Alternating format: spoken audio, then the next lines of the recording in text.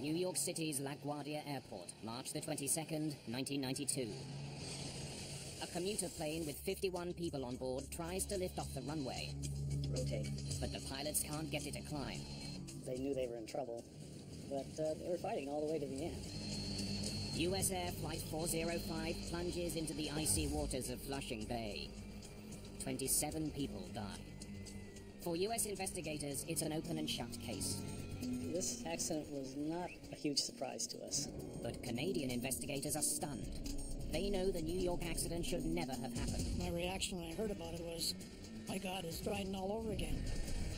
3 years earlier, an exhaustive investigation into a crash at a remote northern airport had identified a killer and spelled out ways to keep it from striking again. Certainly, if they had followed the recommendations in my report, the F-28 crash at LaGuardia could have been averted. The LaGuardia accident makes one thing clear. The right people never got the warning.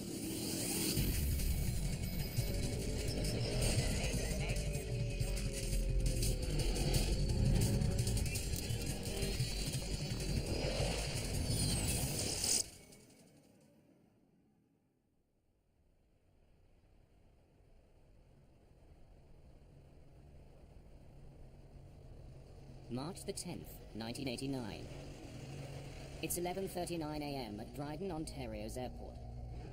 Light snow falls as Air Ontario Flight 1363 stops in the remote northern community on its way from Thunder Bay to Winnipeg. The passengers stay on board while the plane is refueled.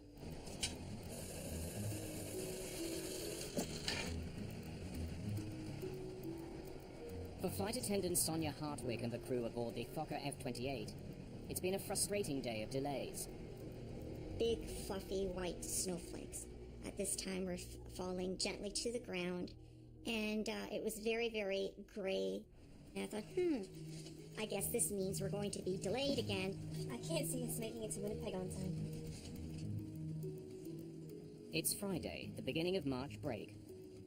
Already an hour behind schedule, another delay could jeopardize the vacation plans of many of the 69 passengers and crew.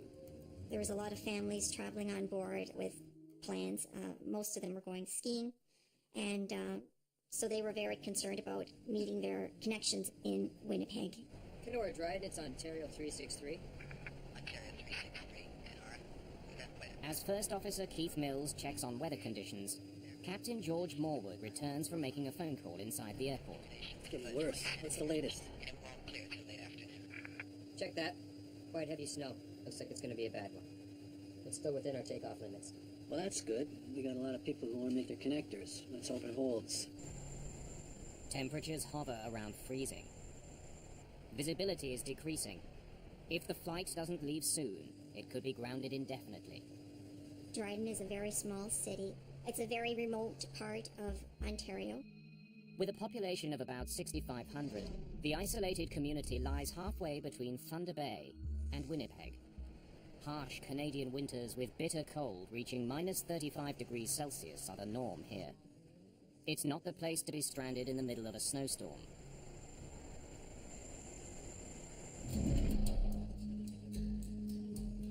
Royal Canadian Mounted Police Officer Don Crawshaw and his partner are escorting a prisoner to Winnipeg. When we did a criminal check on the prisoner before we left, he came up as a violent person. So two of us had to go with him. He was wanted in Banff on a fraud charge, and that's what he was being brought back to Alberta for. Okay, no smoking and seatbelts. On. Instruments. Syncs. Cross-check. Captain Morwood uses the power of engine number 2, already running, to fire engine number 1. Morwood and Mills are both highly experienced pilots. However, they've each flown fewer than 100 hours in the Fokker F-28. The multi-million-dollar aircraft is the first Air Ontario jet to serve the remote northern Ontario region. 24 minutes after landing in Dryden, Flight 1363 is ready to leave. Inform Kenora, we're rolling. We're fired up, taxiing for departure, requesting airways to Winnipeg. Hang on a sec, guys. Is there a chance that plane can hold? We're having some bad weather out here. An approaching aircraft's urgent request to land Unbelievable. gives Captain Morwood little choice. He delays takeoff. Okay, 363 is holding short of the active. We are going to be a few moments until a small plane lands safely. We're sorry, folks. This just isn't our day. In the 2 years that I had flown with Air Ontario, I'd never come across anything like this before. The Cessna 150 lands safely, clearing the runway for Flight 1363's departure. Tell them we're going immediately. Kenora, Ontario, we're taxiing out at this time 363 driving. Finally, an hour behind schedule, the plane taxis to runway 29. As we're going down the runway to position for takeoff, a blanket of snow was falling and I couldn't see the tree line anymore. It was like looking through a sheer. Folks, we're sorry for the delay. Flight attendants, please be seated for takeoff. At 12:09 p.m., Flight 1363 is ready for takeoff. Advise Kenora, we're ready to proceed. And Kenora, Dryden, Ontario, 363 is about to roll 29 at Dryden. Captain Morwood performs a brief engine run-up, heating the engines to rid them of any accumulated snow and ice. Then he begins his roll down the runway. When we're taking off, I'm usually very quiet and focused, meticulously going through a checklist in my own mind. What would I do in the case of an emergency? E1, The F-28 reaches its takeoff speed, rotate. 80 knots.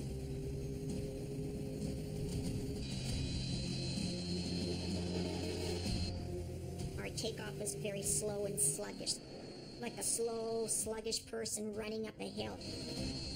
Clearly there's something wrong. The F-28 struggles to get airborne. We cleared the trees. The plane started shaking. I thought, oh my God, we're gonna crash. That's when all hell broke loose. If you can equate to being in a mixmaster, that's what the plane felt like at the time. There's this dip to the left and then dip to the right.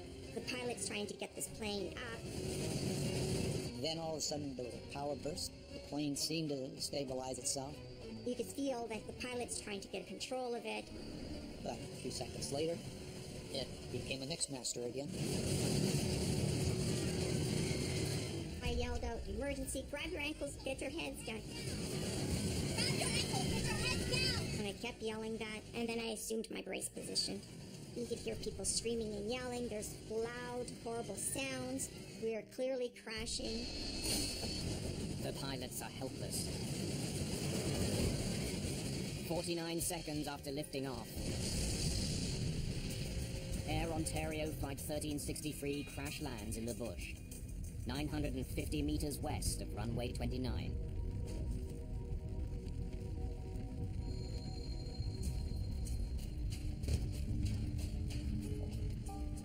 There was carnage of the aircraft all over the place. I didn't know where I was. And at that point I thought, oh my gosh, I'm alive. I'm still alive, that this is all happening so quickly. When we crashed, we came down on an angle. It ripped the right side of the plane open, and that's how we got out, or else we probably would have never gotten out. Now, the prisoner was still in handcuffs, so I reached over and I took the cuffs off of him there, but he never left me. And then we exited the aircraft. There's fire all around, there's explosions. I'm thinking, oh my God, we're full of fuel. And I started yelling, come this way, for people to follow my voice. Come this way! Passengers scramble for safety before the fire spreads. 45 people survive the accident, but 24 people do not, including Captain Morwood and First Officer Mills.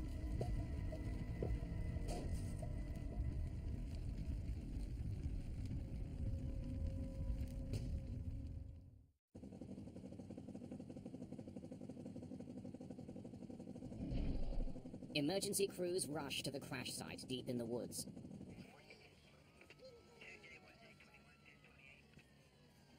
The injured are taken to hospital in Dryden. very concerned because I kept looking at the wing all the time. I thought it was a lot of snow. Well, I didn't notice anything wrong going down the runway. Like I said, it was just when we started hitting the trees, I knew there was something wrong.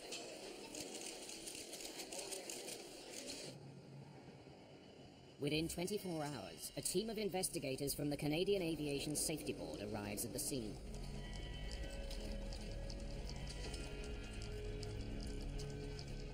You're going there, hopefully with the idea that you can find out what happened, why it happened, and how do you prevent it from happening in the future. We walked the entire path of the airplane to the threshold of the runway, and then we walked the flight path of the airplane right to the crash site. That was the first thing that I did. I wanted to document what I was seeing by photographing. When you walk in on an accident site like that, there are two things that overwhelm you. The smell of aviation jet fuel and the smell of death.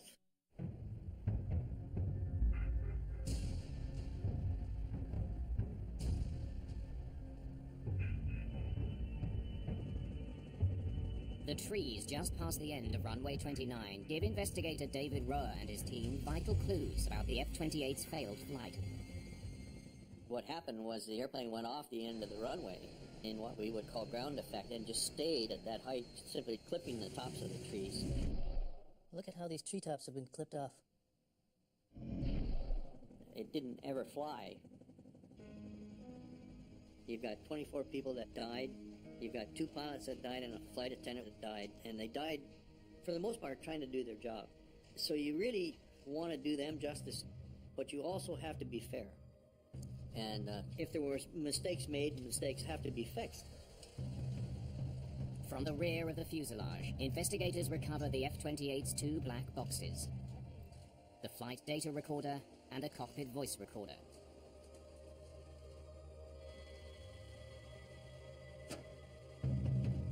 The devices are designed to withstand temperatures of 1100 degrees Celsius for up to 30 minutes.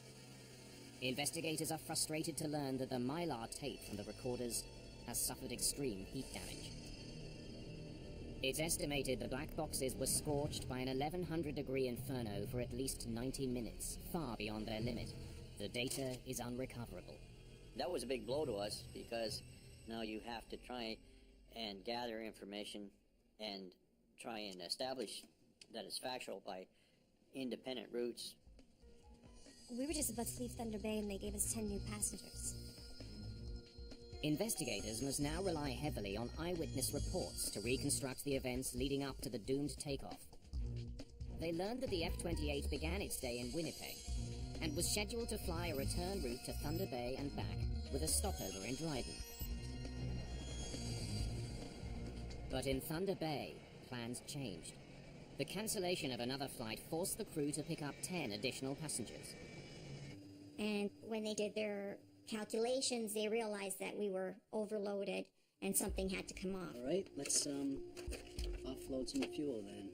They ended up removing fuel in order to be within the proper weight. Dispatch, Ontario 363. So the flight was delayed an hour. The extra weight of the new passengers left the crew no choice. They had to unload fuel to lighten their load.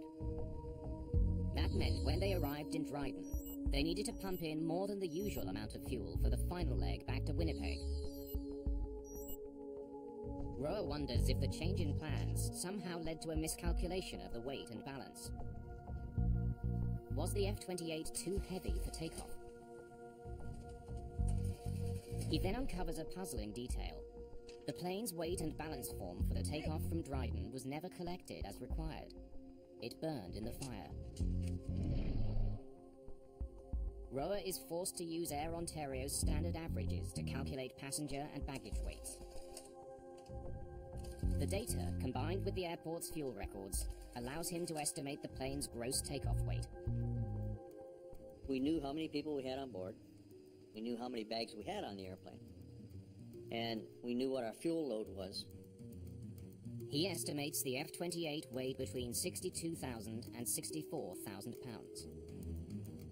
And the airplane's max takeoff weight was 65,000 pounds, and so we came to the conclusion that the airplane was not overweight.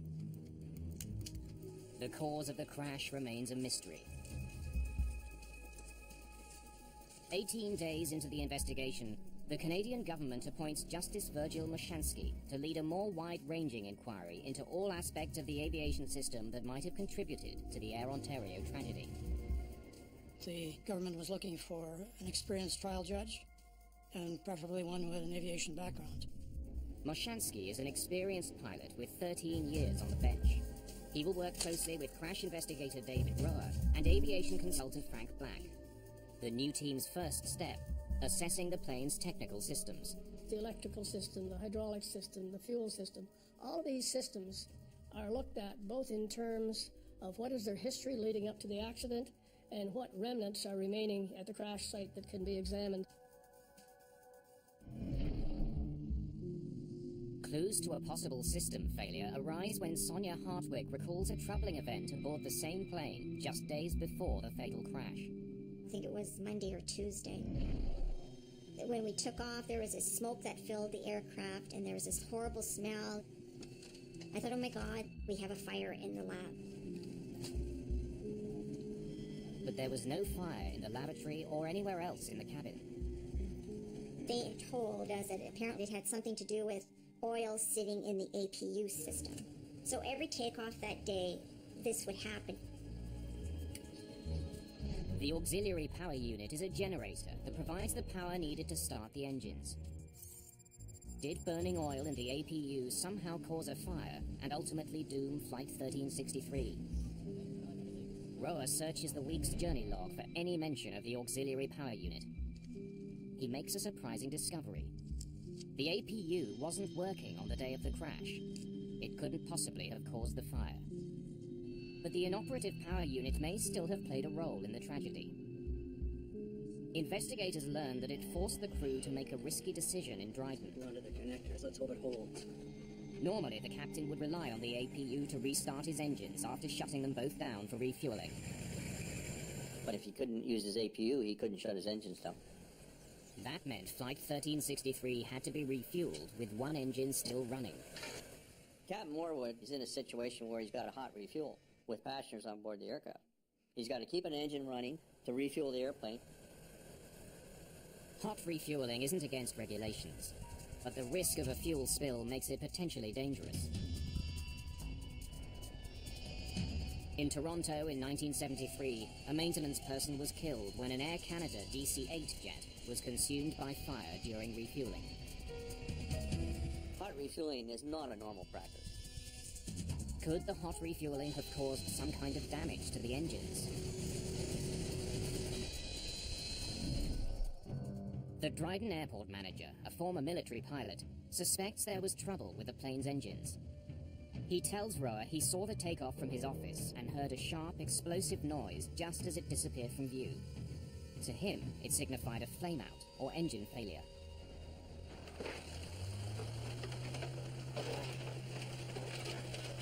I thought, this is going to be a high-profile and potentially controversial investigation, and the only way to ensure that the truth stands up is to have hard evidence from the aircraft accident. And so we took the airplane completely, and we put it in our lab in Ottawa. Anything? With signs pointing to engine failure as the cause of the crash, Strip it down. Roa orders extensive engine testing. Those engines were examined in detail for damage. Roa finds the F-28's two Rolls-Royce engines suffered only minor structural damage. There's no evidence of an engine fire, nothing at all to suggest the engines had failed.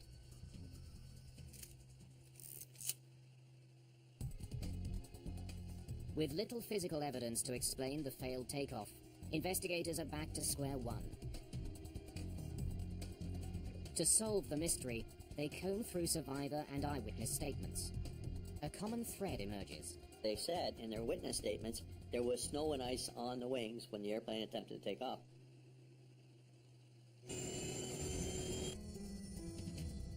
Roa studies weather charts for clues. We had very good meteorological information. The charts show that during the half hour the F-28 was on the ground at Dryden Airport, visibility shrank from 4 kilometers to less than 1 kilometer because of the snowstorm. And though we may find other reasons, for sure snow and ice on the wings was a factor in the site. Sonia Hartwig tells investigators about an unusual sight during takeoff. As we took off, I noticed that the wings just became a solid sheen of gray, shiny ice. Investigators consult the F-28's manuals to study its anti-icing systems. They find that only the wing's leading edges are protected. The aircraft had heated leading edges on the wings. I wonder if the anti-icing system was working. And the heat was provided by bleed air from the compressors on the engine. They found the valves that allow the compressed air access to the leading edges. And they tested the valve to see if it functioned, and it did. The anti-icing system was working. But since it only heats the leading edge, it likely didn't clear ice that formed on the surface of Flight 1363's wings. Investigators suspect that snow and ice buildup, what experts call wing contamination, may have played a major role in the crash. To verify that suspicion, Roa and his team meet with engineers from Fokker. Thanks for coming. Curious to see what you have. Jack Van Hengst, who was the chief engineer, had extensive aerodynamic studies and data on the effects of contamination on an F-28 airplane. Fokker engineers have run simulations of the crash. They were able to get some very good data in terms of the performance of the airplane, simulating the type of loads, temperatures, etc. that the Dryden aircraft would have been exposed to. Investigators make a crucial discovery about the design of the F-28. Because of the angle of the wings, a very small amount of ice makes the plane susceptible to stalling.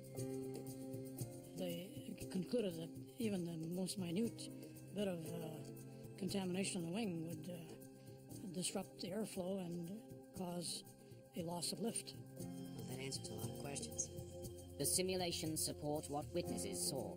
It just barely got airborne, dropping wings, losing lift, and then hitting trees, decelerating to the point where it broke up. Investigators are now certain that contaminated wings caused the crash. But what's still unclear is why the plane was not de-iced before takeoff. Almost all airports in cold climates, including Dryden, are equipped with the technology to remove ice from a plane. But Captain Morwood never requested de-icing. It's getting worse. What's the latest? Investigators need to figure out why. They want to understand what made him risk his own life. Let's hope it holds. And the lives of the 68 other people on board Flight 1363. Investigators dig through Captain George Morwood's flight records and work history. They interview crew members, searching for clues to his behavior. Captain Morwood was a very, very professional, very old-school pilot. He had his view on how things should be done properly and what his definition of proper and professional would be. He also was very concerned about his passengers. He enjoyed making sure that they got on their flights on time and got to their destinations on time. You know, Air Ontario was a growing company. It was their first foray into jet operations. I'm sure that there were many things that Captain Morwood would have thought in his own mind, this is not how he would do it. And I'm sure at times he probably let the superiors know that. Morwood's history shows he's delayed and cancelled flights in the past because of icing concerns. Roa is stumped. Why didn't he request de-icing in Dryden? Another pilot who was at Dryden Airport that day provides part of the answer. He heard Morwood on the phone to Air Ontario. That is what I have been trying to tell you. He was very frustrated, and he was really concerned about his passengers. Morwood complained to the off-duty pilot about the company. These guys.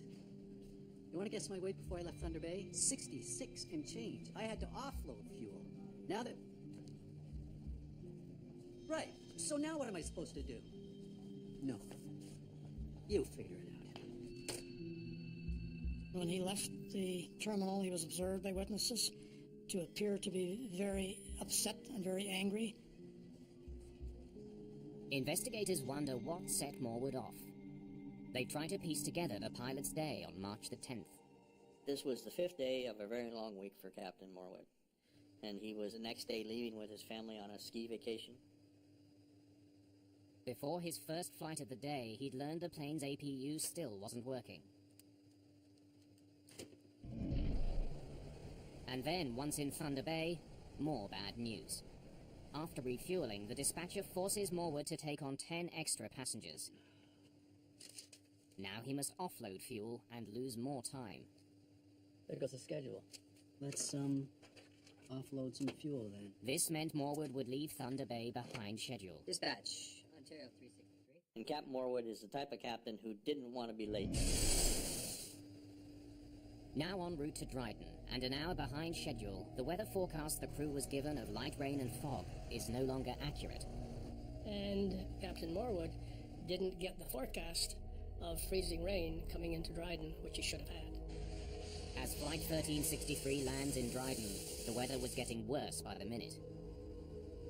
The plane sat there for half an hour while snow built up on the wings.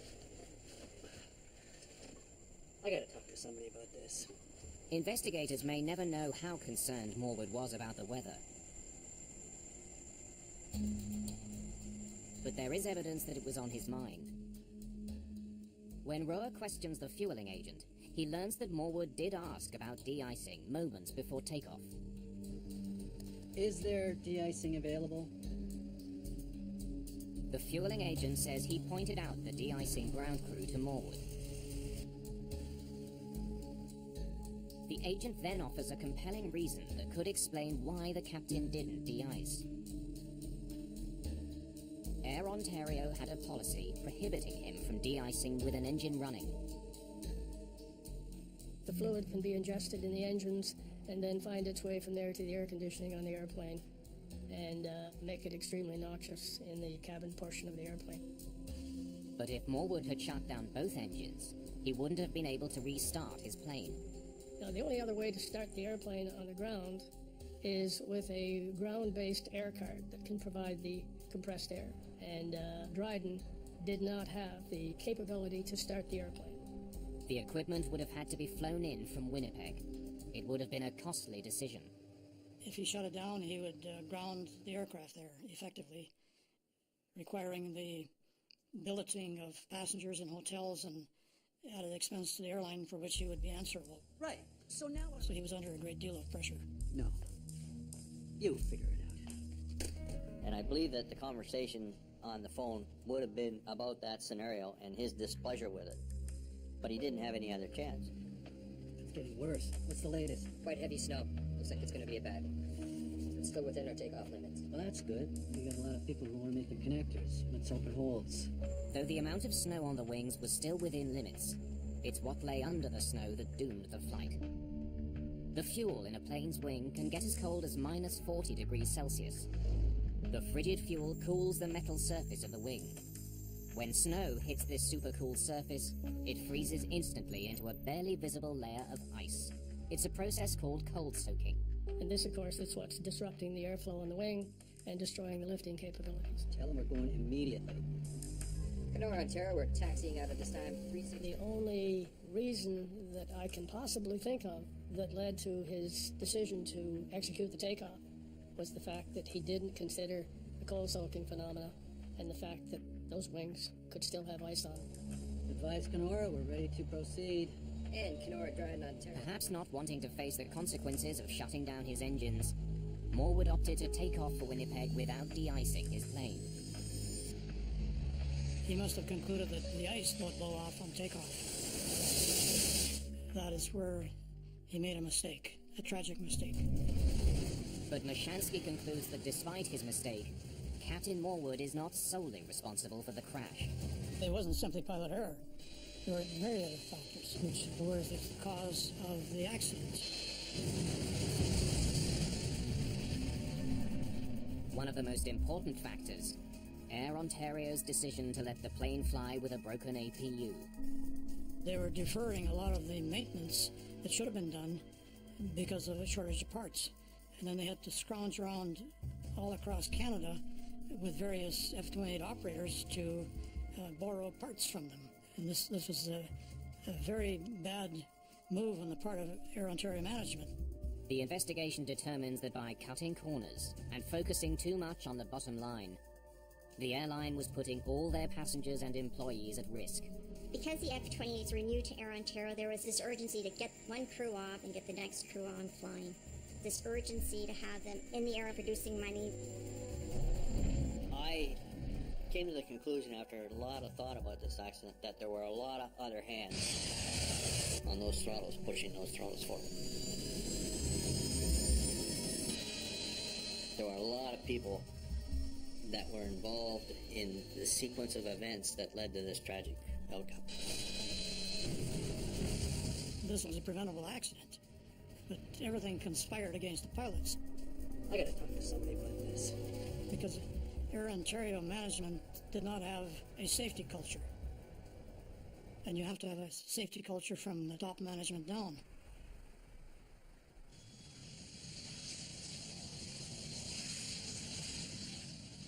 Knowing there are dozens of Fokker F-28s flying around the world, Justice Mashansky takes an unusual step. He releases a report well before his inquiry concludes. It warns of the plane's vulnerability to ice buildup and stresses the need for frequent de-icing in winter conditions. Even a small amount of icing would be disastrous on an F-28.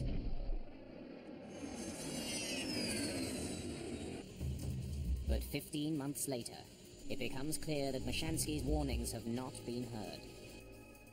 US Air Flight 405 is preparing to fly from New York to Cleveland on March the 22nd, 1992. The plane is a Fokker F-28, and it's snowing. It's 1 degree below freezing. At 9 p.m., the jet is being de-iced for a second time since its arrival from Florida. In the past hour, an inch of snow has fallen and shows no signs of stopping. US Air 405, clear to taxi, runway 13. The crew prepares for takeoff. Flight 405 is an hour and 45 minutes behind schedule when Captain Wallace Majeur starts taxiing to runway 13. Then, unexpectedly, US Air 405, turn left and hold short of Echo. Left on the inner to hold short of Echo. At 9:07 p.m., Flight 405 is forced to wait on the taxiway near runway 13. Another 23 minutes pass. First Officer John Rashuba turns on a light that illuminates his wings. He checks the right wing for ice. He sees none. Looks pretty good to me as far as I can see. US Air 405, runway 13, clear for takeoff. Even though it's now been 35 minutes since their last de-icing, the crew does not request another. Takeoff thrusts set. Temp's okay. Everything proceeds as it should. Until V1. Rotate. Just after the F-28 begins its rotation. The aircraft had enough flying speed to lift off. Barely lift off. The wings just could not support the airplane. They knew they were in trouble. 13 seconds after lifting off, Flight 405 crashes on the shore of Flushing Bay.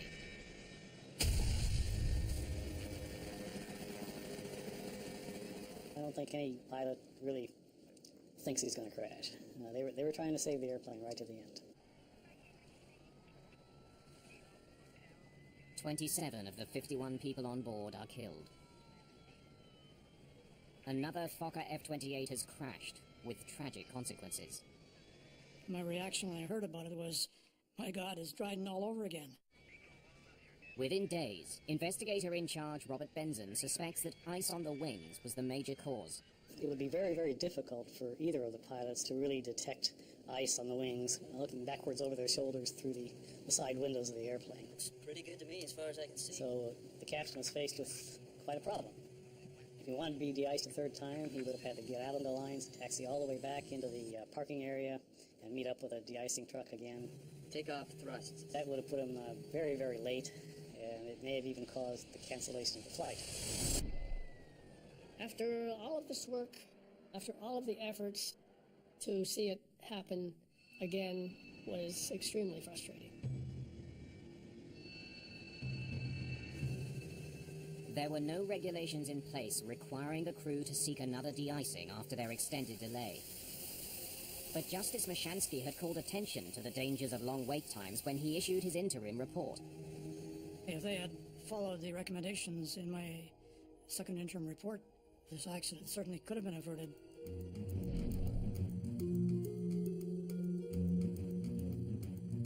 He also had drawn attention to the limitations of the de-icing fluid being used at the time. Called Type 1 fluid, it's a mixture of antifreeze and water. Those chemicals are designed that as you accelerate down the runway, that they'll actually shed off your wing, so that when you actually want the wing to lift and produce lift, that it's not contaminated. Type 1 fluid is applied hot to de-ice the plane's surfaces. But it doesn't last long. Type 1 fluid had holdover time in their best conditions of about 15 minutes. Under poor conditions, such as freezing rain, it could be as low as 6 minutes. During the Air Ontario investigation, Mashansky's team reached a stark conclusion about the effectiveness of Type 1 fluid. Even if Captain Morwood could have de-iced his plane in Dryden, We're fired up, taxiing for departure, requesting airways to Winnipeg. it may have made no difference. Hang on a sec, guys. Is there a chance that might get cold? We're having some bad weather up here. Unbelievable. Flight 1363 had to wait for the troubled Cessna 150 to land. By the time he waited for this 150 aircraft and pilot to land, and then they backtracked and got into position, now they're in a serious snowstorm, and they are getting contaminated. Even if Morwood had de-iced during his 30 minutes on the ground, Rotate. the delay may have been enough for the fluid to stop working. The plane's wings may once again have become coated in ice.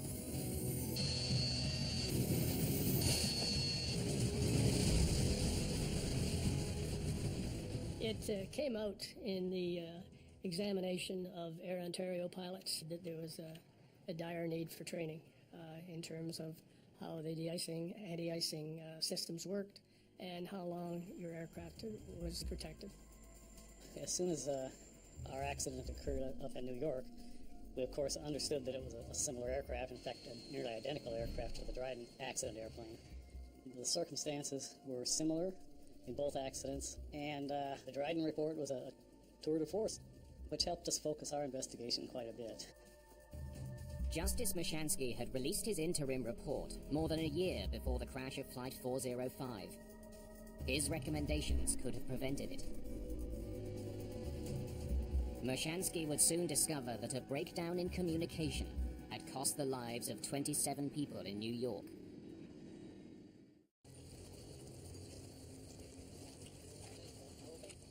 During his inquiry, Justice Mashansky learned that there was another type of de-icing fluid available to the airline industry. It's called Type 2 fluid. It's thicker than Type 1, which prevents it from immediately flowing off an aircraft. The Type 2 fluid is a much more gooey substance. I've heard it referred to as almost mucus-like. With holdover times of up to 45 minutes, it keeps ice from accumulating, then blows off the plane's surfaces at takeoff. 15 months before the US air crash, Mashansky recommended greater use of the thicker Type 2 fluid. Mashansky's investigators also studied de-icing practices at Toronto's Pearson Airport. We got hold of a film crew, and we waited and watched the weather very carefully until we found a forecast of freezing rain. And we tracked one aircraft which was heading for the Caribbean. The investigators discovered an alarming gap in the time between de-icing and takeoff. And from the time the aircraft was de-iced on the gate until the time the aircraft took off was somewhere in the order of 41 minutes. So there was no doubt that aircraft were departing Pearson Airport with a partially or largely contaminated wing surface. We then went to Chicago O'Hare. This was the first airport to actually put in place runway and de-icing pads. And it was very useful in terms of explaining to us how these had evolved, what type of de-icing equipment they were using on them, how they worked. At the time of the US air crash, LaGuardia did not offer de-icing at the runway, only at the gate. Again, 15 months before the crash, Justice Mashansky recommended the placement of de-icing facilities at runways instead of terminal gates. Mashansky also recommended that pilots not only inspect their wings from the cockpit, Looks pretty good to me as far as I can see. but also from the cabin. US Air 405, runway 135 for takeoff. Mashansky claims that his report could have prevented the crash at LaGuardia. But the Federal Aviation Administration claims it never received his report in 1990, and therefore couldn't pass the information along to airlines and pilots. But Justice Mashansky doesn't accept that.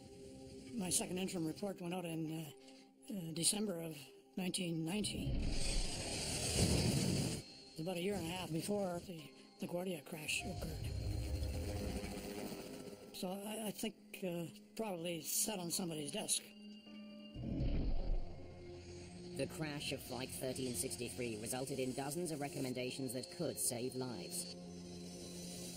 The crash of Flight 405 ensured those recommendations were widely implemented. Well, there was a lot that came out of Dryden. I mean, the Commission came out with 192 recommendations. It changed the whole nature of how we approach contamination. We now have runway and de-icing pads, so they can get a final de-icing before they take off. This was something directly the result of the Dryden Commission inquiry. Today, most airlines use a new type of de-icing fluid. Type 4 de-icing fluid lasts longer. It will stick to a wing for up to 2 hours. As well, air traffic controllers must now be able to tell flight crews how long they will be delayed at the runway after being de-iced. Dryden is really the first accident that explored not only what happens in the pointed end of an airplane, but what happens within a corporate culture. It put CEOs on notice that they can't hide in the woodwork when an accident occurs. Dutch manufacturer Fokker went bankrupt in 1996. Despite this, in 2009 there were still 55 Fokker F-28 jets in operation worldwide, mostly in warmer climates. Nobody should ever lose their life due to a contamination accident again in commercial aviation, anywhere in a snow and ice environment. We've learned all the lessons.